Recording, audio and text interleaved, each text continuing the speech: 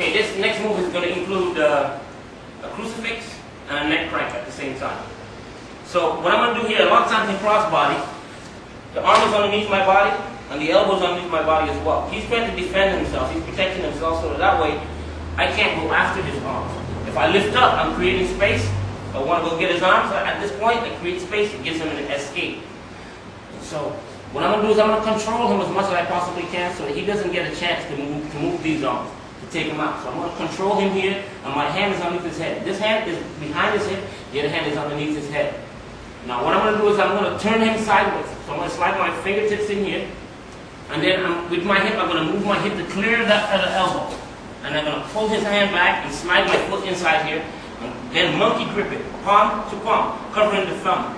And then I'm going to crank his head forward. I'm bringing his head to make his head go between his legs or towards the direction of his legs. And then at the last point, I'm going to turn him so he's looking at the ceiling.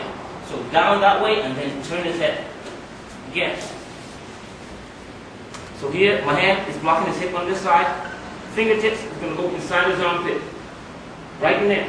And then with my hip, I'm going to move my hip to clear that. Just to clear this arm. With this, I'm going to slide his hand back. Put my foot in here. And then control him. So I have a good control on him. I can use my foot also to help pull this arm backwards. This one, pull it back. At the same time, I'm cranking his neck. So I start to crank his neck. And this one, I can just pull this back at the same time. So it puts a lot of pressure on his neck. Here, this hand is underneath his head, fingertips inside. Turn him on his side, clear my hip so that way his hand comes down.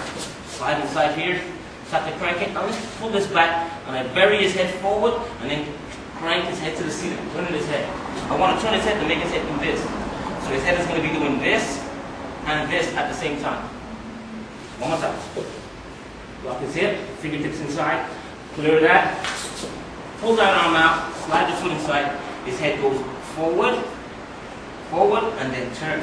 I can slide this backwards. Put a lot of pressure on his neck. Okay, so that's a crucifix, also with a neck crank. Hi, I'm Duszenie, founder of the Thai Jiu Jitsu self-defense system.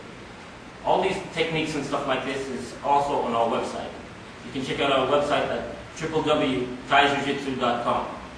And I'd like to thank you too for having the opportunity to give us this moment to show all the techniques that we actually can show based on Thai Jiu Jitsu.